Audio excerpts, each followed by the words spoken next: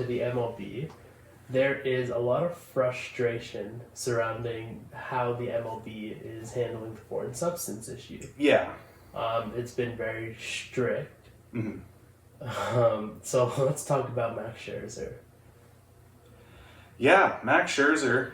And Sergio Ramo did the same thing and actually took it up a notch for Max Scherzer. Max Scherzer was very frustrated that now the umps aren't following the rules for checking pitchers. You either check starting pitchers before the inning or after the. You can't check them mid-inning. And they wanted to check Max Scherzer mid-inning, and he's been very critical about them instituting this rule midway through the season. Yeah. So dropped the glove, threw the hat on the ground, undid the belt, and just said, "I'm here." So, and Romo did the same thing and actually started pulling his pants down. Yeah.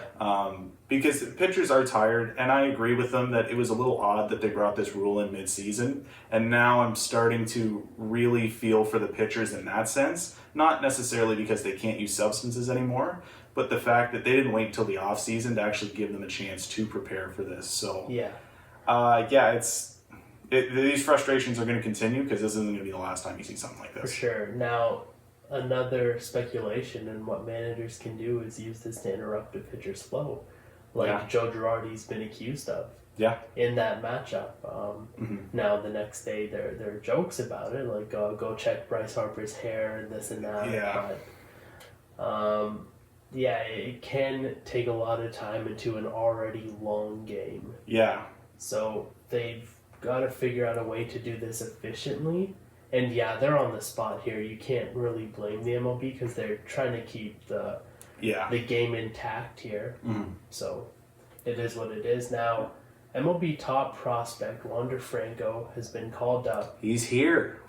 And Wander's he's here. Killing it. He's good. He looked great in his debut. Hit a bomb there, hit a nice double, showed off his speed, his defensive ability, and just his defensive intelligence was showcased there.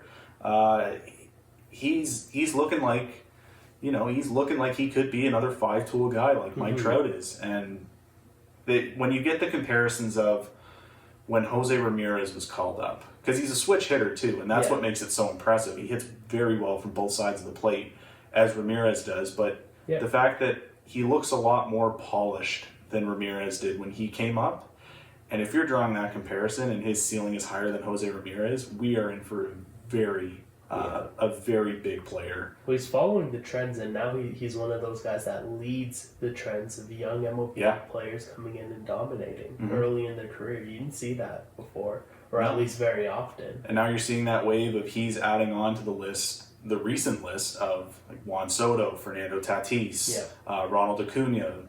I can't put Vlad on there because it took him a little while. Yeah. But these were guys that, Juan Soto in his rookie year was already in the World Series and was the catalyst of that lineup. Yeah.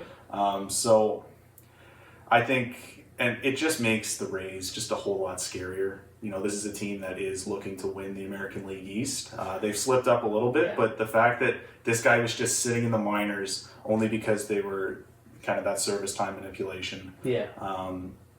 The fact that they just had this, like, oh, okay, we'll just add him now, because why not? Yeah. Like, they're already a very good team, and he just makes them so much better. Yeah, the AL East is the division to watch for in terms of regular season competition. Now, in the NBA... Wait, before we move on, yes, just want to say, Jacob deGrom is still nasty at pitching. Just your weekly update. The guy doesn't have an earned run since the end of May. Yeah. His ERA is currently sitting under 0.5.